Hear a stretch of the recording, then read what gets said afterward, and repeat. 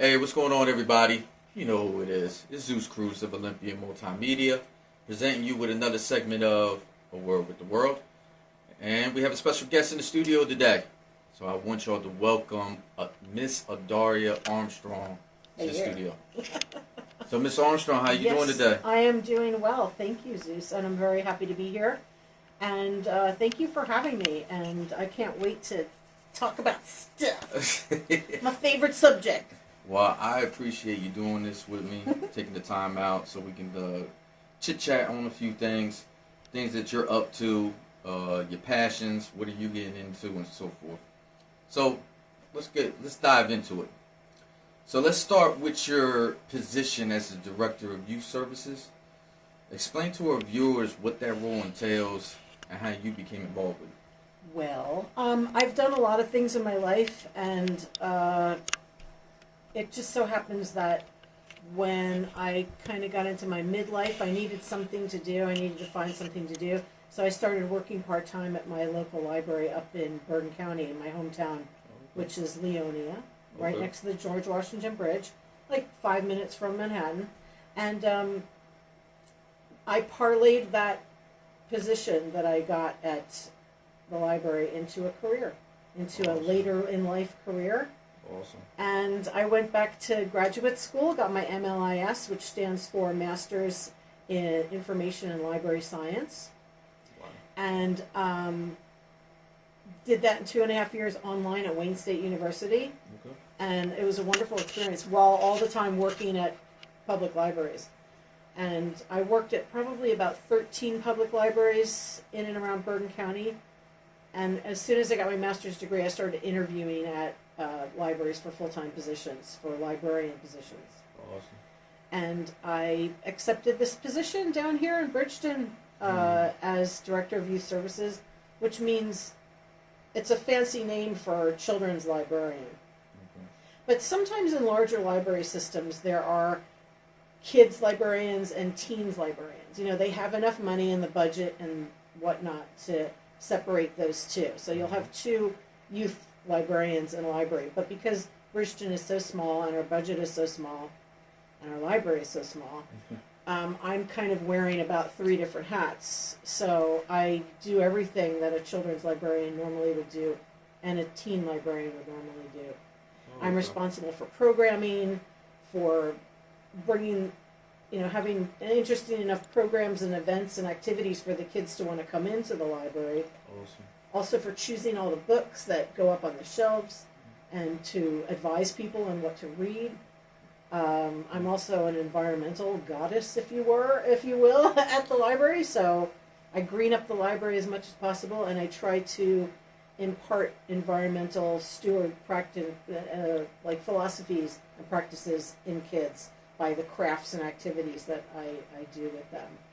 So your position is very hands-on. Yes, it's very hands-on, absolutely. Awesome. But COVID put a definite crimp in our, process. And I was at the library for about 5 months before COVID hit. Mm-hmm. I started at in August of 19, and so we were shut down by mid-March. Mm-hmm. But I managed to do a lot of good stuff in those 6 months or 5 or 6 months that we had before we had to shut down. So I was, getting the teen program back on track and getting the kids in and all that good stuff. But man, COVID hit, and we couldn't have any in-person programming. So, and our library was shut down for 2 months. We got back into the library in June of 20, and I was like, well, what are we going to do? I can't have anybody here to have story time or have any craft programs or Legos or Minecraft or any of the teen programs. So I said, So I decided to produce in-house story times, meaning film me reading a story, then overhead film me doing a craft. So at least people can tune into the YouTube channel at the normal time we would have in-person story time, and they could go ahead and, do what they normally would do, but at home, because the kids and the parents were on lockdown too. Most everybody. So it was just a way to get to keep our name in people's heads and keep the things and services and programs that we offer our patrons in their hearts and have them doing something. And then I got bored after about 3 weeks of doing these in-home, in-house, reading a story, doing a craft. So I was like, well, why can't we go to all these places that are around Cumberland County and interview people that will have me, if they weren't shut down, and do like a travel segment, an interview segment, visit a museum, visit a cool place outside, go, on a nature walk or whatever, or a paddle with the canoes, and then read stories there wherever I am, and then we'll come back to the library and do the craft, because it's kind of hard to do a craft when you're, don't have the right equipment set up. So I produced over 60 Storytime videos from July of 2020 until probably like October of 21. And every week we go, to a different place around Cumberland County, and sometimes even wider than Cumberland County. Museums, historical societies, outside, parks, just cool things. Alpaca farm. And I produced, wrote, directed, starred in, and all that good stuff, helped to edit. And our IT guy filmed me. And sometimes I would even film myself. I would just go out with my camera and do a segment, on my own. So that kind of kept our library-ness going during COVID.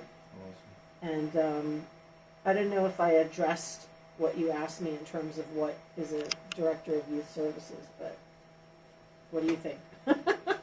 Well, I think it's just great that you are considering the community and just, even through COVID, still provide mediums and platforms to still be, incorporate the community and to keep it going, and communicate with them. Exactly. So let's elaborate a little bit more on that.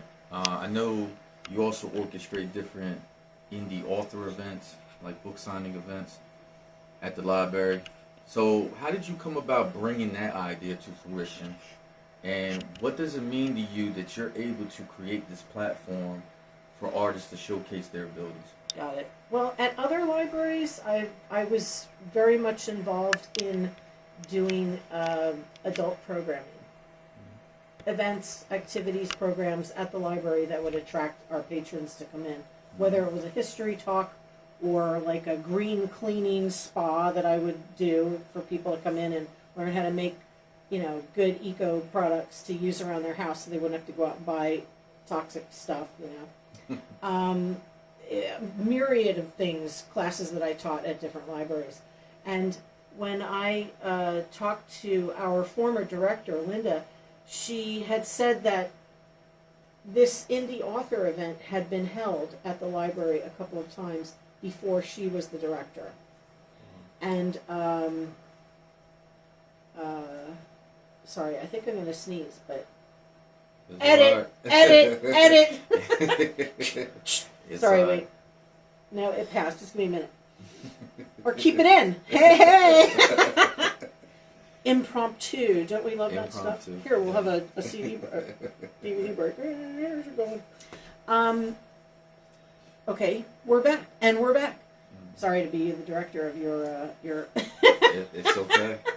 I'm just a natural director. You're the guest. I follow your lead. Thank you. So anyway, Linda, this indie author event had occurred at the library for a couple of years before Linda came on, and she figured, since COVID was winding down a little bit last year, maybe, and we were just so desperate to have anything happening at the library after like almost over a year of nothing happening, we co-decided to put on the indie author event, and she just dumped it in my lap. She was like, here, I got some other things to do. Here you go. So I had a list of contacts of people that had attended an indie author event at the Bridgeton Library before, and then I came up with my own new contacts by reaching out, by going to different craft fairs and festivals in the area where I met authors. And I gathered their cards, and I said, hey, how would you like to come for an author talk, or, can we at least purchase your book so we can add to our collection? And after contacting everybody, taking a couple of months to organize it logistically and calling nice folks like you, and you had contacts as well, I put together, I say we, but it was really me. I put together this this indie author event, and I was so excited. I really wish we had more people there to purchase your products and, you know, to get people off the street. But Bridgeton is a hard nut to crack in terms of getting people to come for events for some reason. People just, there's no parking. Bridgeton Library has like a rep of being like, you know, a homeless hangout. No offense to homeless people. But, you know, people get a little like, you know. Yeah. So there's that we have to break that barrier to get people to come in. But but some was better than none. Exactly. So we and had it a was decent turnout. it was a good turnout, a decent turnout for us, and it was a joy to have you folks there and to have such a diverse crowd of people there. I mean, we had everybody there selling all kinds of genres of writing and interests, and I was like, the more the merrier, you know. Well, I know it was a big thing for Miss Darlene Durham. She was one of the feature authors there, and that was her first event. So it was just nice for some to be local. And she did great, and she had a great turnout. Yeah. So and a lot of people invited their friends and family to come too. So thank goodness, you know, thank goodness for that, for them to show up. Most definitely. All the authors were buying each other's books, so I was like, yes, somebody's buying them. And we've, you know, I don't know if we've purchased anything of yours yet, probably not, but I'm working slowly on, you know, making sure that we have every single book that was for sale that day added to our collection. And I know you know that I interviewed you, and I interviewed all the other authors as well. And yes, that's still sitting in my editing room, waiting for those little elves to knit it together into some sort of program. Well, you'll get there. You know, it takes time. Especially for me, I edit videos, so I know what it takes. Yeah. It takes a while to get it just right. And we've had a lot of programs since then, kind of, that I've had to, you know, deal with, negotiate, and work on. So it was like, every time something, you know, I want to get to that, it's like, no, we have Maker's Day. No, we have teen writing competition. No, we have, yeah. So let's branch out into another topic. Because I know there's something else that you're definitely passionate about, and that's music. Oh, yeah. And we definitely have talked in the past about your musical background, and you were being part of a band and actually going on tour around the world. I'm kind of envious a little bit. So can you should be.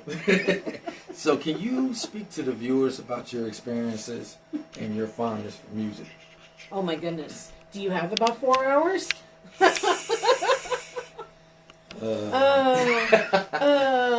I was kind of like born to music. My father's family was in vaudeville, you know, like back in the teens and 20s. Mm-hmm. My mom was very much into music when she was a kid. My uncles played guitar. Music was always kind of like there, a presence in my life since I was a little baby. And my mom said when I was about 5 months old, 6 months old, I would grab onto the side of the crib and I would just rock to any upbeat music, you know, like any song come on, I would just be like, yeah, yeah, yeah. Mm-hmm. I'm sure I didn't say yeah, yeah, yeah, but I was just like, yeah. Mm-hmm. So music has always been just an intrinsic part of my life. Mm-hmm. Now, when I got a little bit older, my mom started working at WIP, which is the AM radio station in Philly. Mm-hmm. And she met my stepfather, who worked at WMMR, which is a rock station in Philly. They're kind of like sister stations. They were in the same building. Mm-hmm. And he got headhunted up to Queens, up to New York City by another FM radio station called WPLJ. And so he kidnapped us away from our lives in Philly, grandparents, cousins, life, everything, and took us up to Queens first, and then we moved to Leonia eventually across the Hudson River. And he worked as operations manager and head of advertising and promotion at WPLJ, which was the #1 rock and roll station in New York City in the 70s. So that's how I grew up. I grew up at a rock station in the 70s as like the child mascot of the radio station. I would head over to the on-air booth and the DJs would let me say things like, WPLJ, New York's Best Rock, 95.5 FM, always in stereo. I mean, like from like 6 years old, you know? So I kind of developed this intense love of radio culture, music, DJ culture. My parents would bring me to concerts, and it was just a marvelous childhood, let me tell you. And the music just sort of infused in me, and when I was a young teen, I started forming bands in my town. And so I've been in bands like punk rock, rock, jazz, reggae, blah, blah, blah, since I was about 14 years old. When I moved out to California, there was a very vibrant reggae scene. I moved out there in '96 after I graduated from Stockton to go to graduate school, my first round of graduate school. And the reggae scene was intense, and I really love reggae, which is music from Jamaica. And I just jumped right in with both feet as a fan, and then after 9 months I auditioned for a band, and I got in, and that was my first band that I was with out there, like 97, 98. And we toured all up and down the West Coast and all around San Francisco. And all of a sudden I was opening up for some of my favorite reggae artists, because San Francisco was a very intense venue for reggae artists at the time. A lot of people from Jamaica, or a lot of reggae artists that had come up here as expats, would love to play venues in San Francisco, and the venues were very welcoming to them. And so there was like a big reggae concert practically every week. And I was opening up for a lot of these bands and also attending a lot of these shows. So I just, music, that kind of music and all that good stuff. So about 4 years later, after that band, somebody recommended me to this other band called Groundation. And they were looking for somebody to go with them on their first European tour. And this is back in 2004. And I sung with them locally around San Francisco and up and down the West Coast for about a month and a half, and it worked out.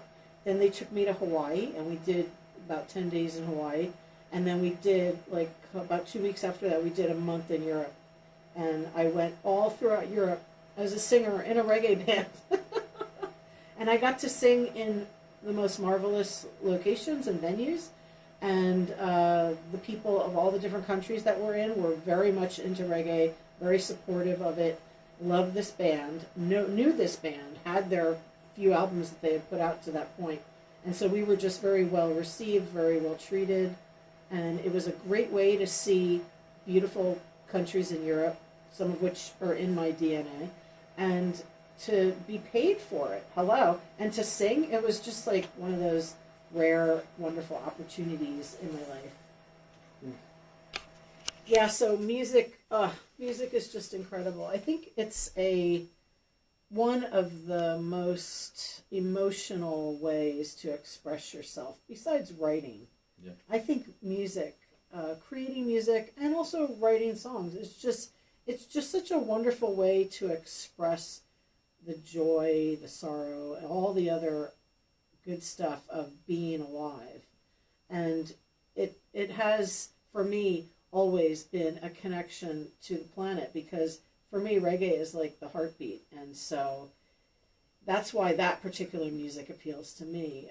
It's a very palatable music to listen to dance to groove to, and you can insert really intensely deep messages of social, political, racial justice issues in this type of music. So you're receiving this great music, and then you're also letting these messages from the artists wash over you. And that's my attraction to reggae, which is really just an expression of oppression of slavery in Jamaica. So it's, everything, as you say, happens for a reason, and reggae arose out of a lot of suffering. It started out as kind of like a dance music with ska and rocksteady, but then as people were becoming more self-aware, it kind of crossed over into a more intense way to express what's happening in your life, the horrible oppression of the grinding poverty in Jamaica, and how disenfranchised people felt racially, economically, socially, so I over-identify with that. And I've loved to sing reggae, even though I'm not an oppressed black person from Jamaica.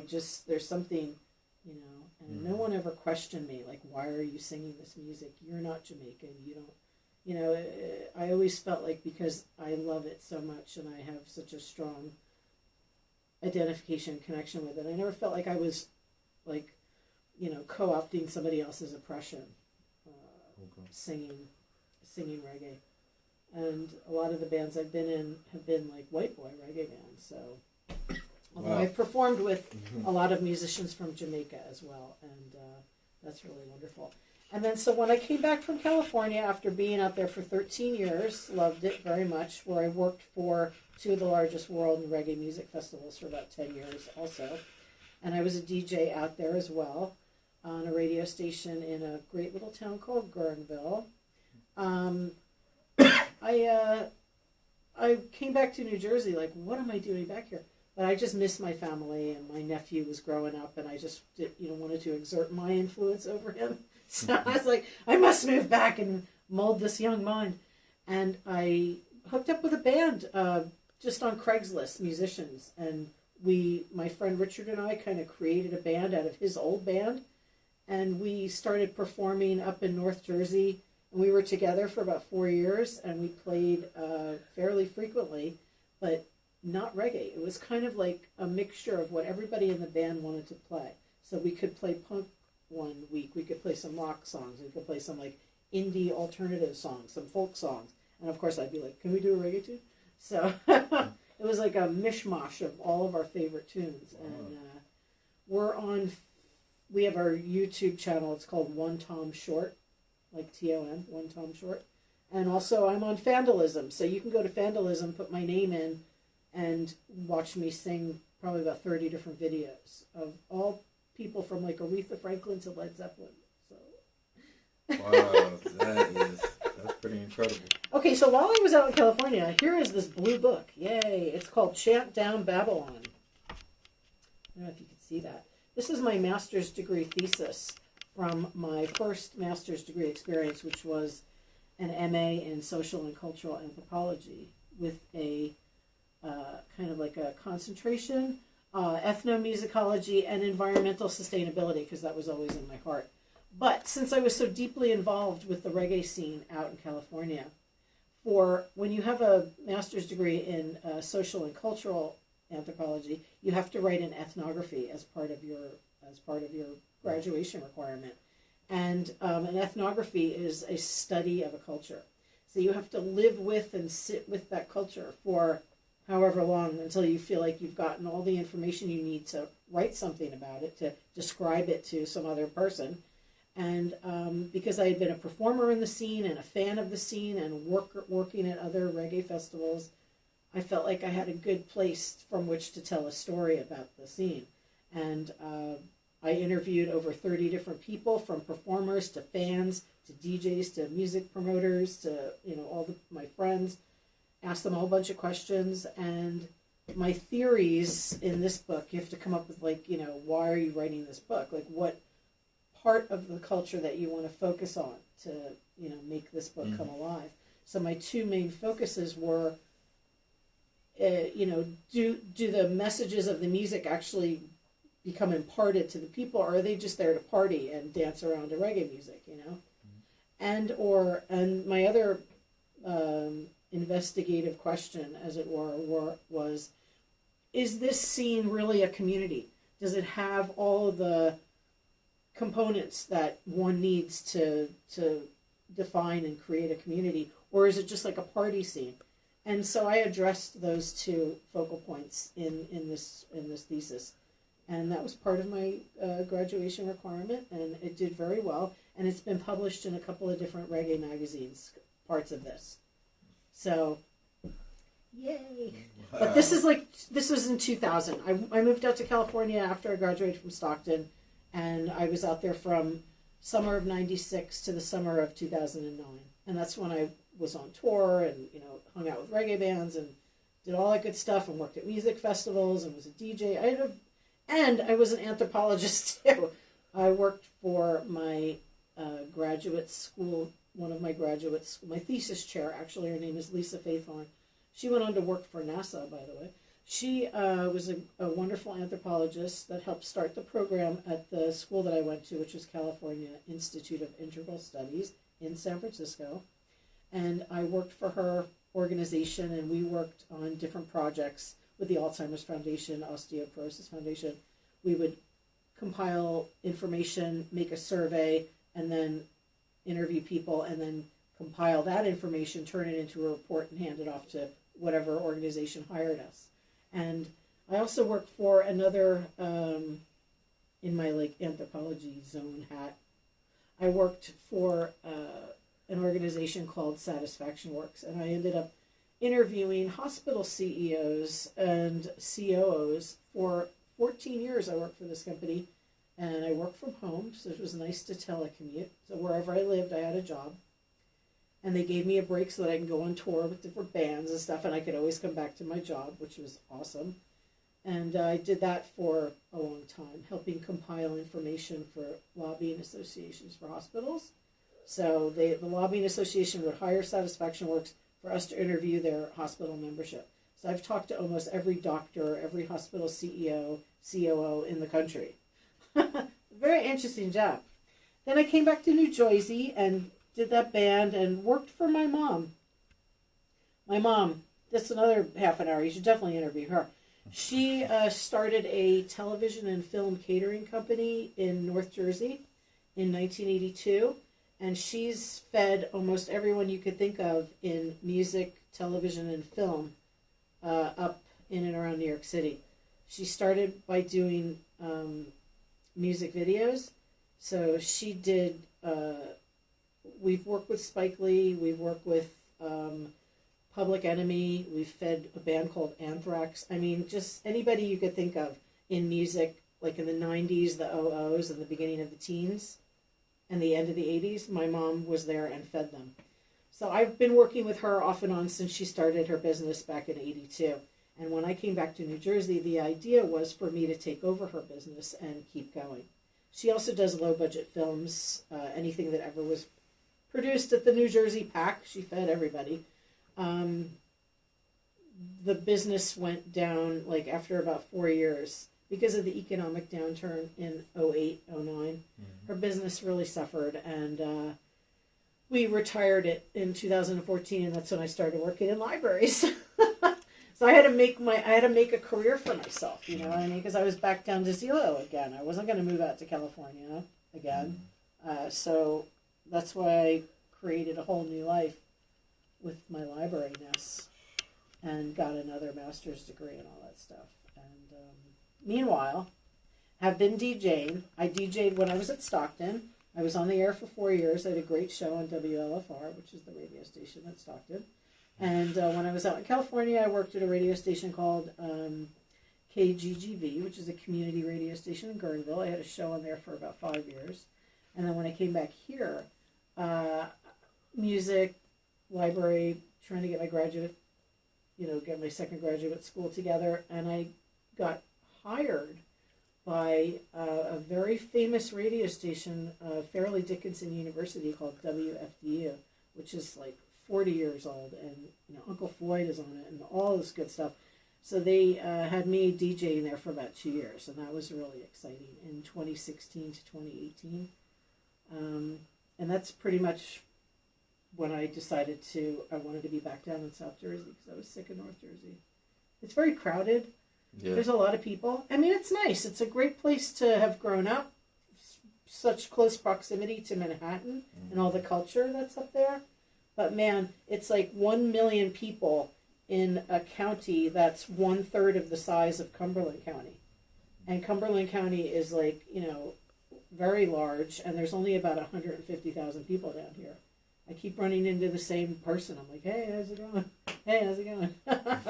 Didn't I see you at the Target last week? So I wanted to come down here because it was less polluted, more beautiful places to hike, just I could see the stars. I could breathe some fresh, clean air. So I'm really glad to be down here. It's just amazing the amount of experiences that you have during your life. Yeah. They definitely should make a movie. I think so. Or like one of those, like maybe even an HBO thing where I can have like episode 1, episode 2. I mean, it's just amazing how I just feel like you epitomize the saying, living life to the fullest. You have gotten the opportunity to pretty much do everything that you desired, that you wanted. You got to travel the world. You lived in different places within this country, seen different things, got to meet all kinds of interesting people. The fact that you were around different bands, well-known bands, and opening up for different major artists. I mean, that's just like a dream come true type thing. A lot of people say, I can't believe what you've done. And when you say, I've created a lot of these opportunities for myself by being there, by having the desire to do what I wanted to do, by honoring whatever talent that the universe bestowed upon me, and really trying to bring that forward, because creativity is something that we all have, and sometimes people don't have the luxury to express that because they're too busy worrying about paying the bills, or they're too kind of wrapped up in sort of personal drama, and instead of wasting that energy, we should all just be expressing how wonderful it is to be alive, even in these crazy hard times. These are the craziest, hardest times. I don't envy younger people at all that have to be alive longer than I will be, because I don't know what's going to happen environmentally, politically. I mean, the world is just going insane, basically, and we're at a point right now, like an inflection point, where it's either going to get much worse or something has to shift, and things have to get better. So keeping that creativity going is really important. It's almost like a necessity, Otherwise you just go insane in the membrane. And I'm glad you brought that up, talking about creativity and just creating opportunities for yourself. Some people are so relying on somebody creating that opportunity for them, but you went out and just fearless, just went out and made that happen for yourself. So what does it mean to you to express and explore your creativity? And what advice would you give to someone who's trying to bring that out of themselves? It means everything to me. I've been a very highly creative person since I was a little kid. I've always drawn, I've always written, I've always sung, I've always jumped around the planet. I was a big athlete when I was a little kid, and in my teen years, I don't know what happened. Pasta happened, all right? So I just have felt just the need to just express myself, you know what I mean? With anything that I do, I just feel like you can be creative in anything you do, whether you're painting, or whether you're writing something, or whether you're making dinner for your husband. You can put your flair and your style in anything. You don't have to think that you're not being creative just because you're not out there like drawing a mural or writing the book of the century, or like painting this or creating that. You can be creative in everything that you do, whether it's tying your shoes or going to the bathroom. Honestly, I know that's a little, but Yeah. And my advice for anybody who thinks that they're not allowing themselves or being allowed to express their creativity is start small. Do little things. It may be the way you dress or the way you speak to someone. Anything can have style and flair, I grew up in the 70s, and that was like all about style and flair, like how you rode a skateboard, or how you spoke to somebody. That creativity could be in anything that you do, even at how you walk up the stairs. Very good point. Dealing with my business with multimedia, dealing with like different videos and creating videos, music, photography, and just talking with other people who desire to kind of get into them realms.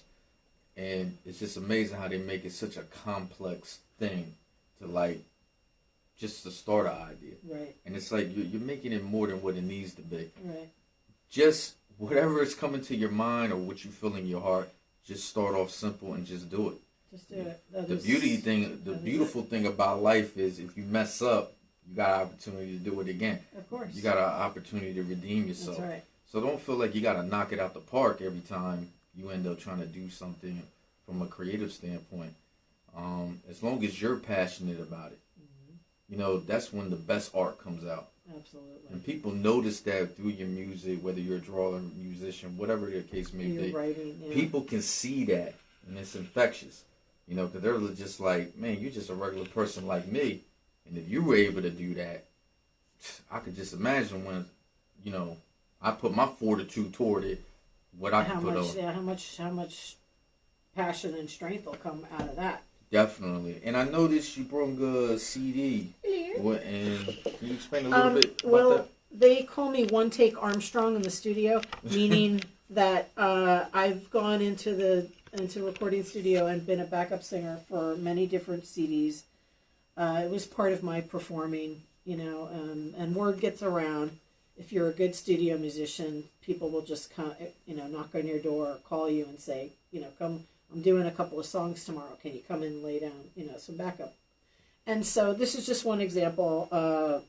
This gentleman, Taj Weeks and Adaria, I saw him at a reggae festival out in California, and I gave him my card. And when I moved back to Jersey, he called me and he's like, hey, I have a studio in Long Island. You want to come out? And I just went out there and did a couple tracks. And I'm on this CD. So I'm on probably about 5 or 6 different CDs. And Awesome. It's been a while. It's been a minute since I've been on. So I'm available. Just call 555. No, I'm serious. No. But that's awesome that you're able to. Yeah, and it's wonderful. It's a wonderful experience, and people actually seem to enjoy the sound and tone and quality of my voice. Awesome. And that's, you know, that's something that I never had any formal training. I've never had any formal vocal training. I just have been singing since I was a little kid. You know, and my mom was like, "Hey, you sound pretty good." So I just said, "Yeah, that's cool. All right." So yeah, it's a wonderful thing. Possible collaboration here in the studio on music. Oh, please. For only $59.99, you too can have an Adaria come to your studio and lay down a track. Hey, that's not a bad price. So that's $59.99 a minute. No. Whoa. What are you, a high-priced lawyer or a psychologist or something? So let's round this out, Adaria, with what's new on the horizon for you? I sigh like that because there's so many things that are happening. There's so many possibilities. It's hard for me to kind of contain myself and try to focus and do one thing. Mm-hmm. But I'm pretty much focused on my job right now. We're trying to bring our patrons and services back. We have a new director, and you know, it's like a new philosophy and a new spin on things. Wow. So we're trying to. That's a lot of my energy and a lot of my focus right now is going toward making the Bridgeton Library something that the city of Bridgeton actually values enough not to get rid of. There's a lot of things happening. I'm also on the board of Chaba. I wanted to shout out to Chaba. And what Chaba is an organization in Bridgeton started about 10 years ago by a wonderful woman named Flavia Alaya. And she is a fellow North Jersey person. She lived in Patterson for a while, where she was very deeply involved with historical preservation about buildings in Patterson. And she brought that sensibility and energy down to Bridgeton. And she formed this organization called CHABA. It stands for the Center for Historical Building Arts, Historical American Building Arts, excuse me.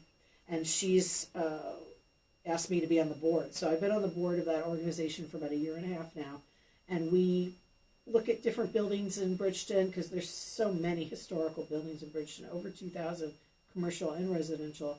And we try to advise homeowners on how to restore their properties historically to keep them intact and, you know, the integrity of when they were built. And as well as working on the Nail House, which is that little house just when you go into the Bridgeton City Park from Commerce Street, you'll see that little nail house. And it's an over 200-year-old house that was the administrative offices for the Cumberland Nail and Iron Works. Things like that. So that's on the horizon, bringing new programs to the library. We're having a teen poetry contest because April is National Poetry Month. And teens at Bridgeton, like we had our teen writing class last year, we're having a teen poetry contest. So all that stuff. And speaking of poetry, okay, I wrote a poem. I write a lot, and I write a lot of poetry, and this is just a short one. Things just come to me, like I'll write down a line or I'll be inspired by something, but it definitely comes from a deep emotional place in my heart, especially when it comes to people caring for this planet and people abusing this planet, because this is our home. We only have one, and if we mess it up, it'll be messed up forever until the earth shakes us off its back like fleas and dogs. Here we are. So it's called We Who Are Alive Today, and it's pretty short. I hope you enjoy it. We who are alive today are grieving for what was taken from us. The deep, dark forests, too green to be real, to the silent mountains against the shooting star skies. From the eastern shore to the sundown of the west, to leave it whole was our universal test. We failed in immeasurable ways, and we who are alive today do nothing but weep and pay. It's pretty heavy, man. And it's just how I feel about what is happening. And I feel there's a lot of grief at the same time, that there's a lot of possibility and a lot of joy and a lot of awareness of how we can live more sustainably with our planet. Right. At the same time of all this destruction and crazy critters becoming extinct and habitats lost forever, and people just wanting to mine the earth for short-term profit and so we can ride around in our zooped-up trucks. There's also a lot of awareness and a lot of consciousness about better ways to live with the planet, and I hope that goes forward. Awesome. So this was a great conversation. I'm a history buff, so it was just nice. It's nice to read about it in like different books and stuff like that, or whatever kind of articles you come across online. But it's always even better just to hear it from, word of mouth. Yeah. You know what I mean? Just word. Word to your mother, I should say, because the world is our mother. But it's just nice to hear from people, like their different experiences and whatnot. You know what I mean? Good. I just feel like you get a sense of motivation from it. Inspiration, and too. Inspiration as well, to kind of be like, it's never too late. It isn't. To put your mind towards something. Or, that's right. And to meet another person. Awesome. Definitely. And, I've only been here for 2.5 years, but I felt like I've incorporated myself into the community. I've made friends that I know I'm going to have for my whole life. And I really honestly didn't know one soul when I moved down here. And I feel like I've enfolded myself in the community. Awesome. So there you have it, everybody. We have Miss Adaria Armstrong in the studio. Universal Hip Hop Museum. I definitely appreciate you coming in today to the studio, having to sit down with me. It was a nice chit chat to just discuss different things. Thank you for having me, Zeus. Thank you for finding me interesting enough to yabble with for a while. Well, this ain't going to be the last time, ladies and gentlemen. We definitely going to have her on future stuff down the road. But again, I appreciate you tuning in, everybody. Again, this is Zeus Cruz of Olympian Multimedia, presenting you another segment of A Word with the World. And till next time.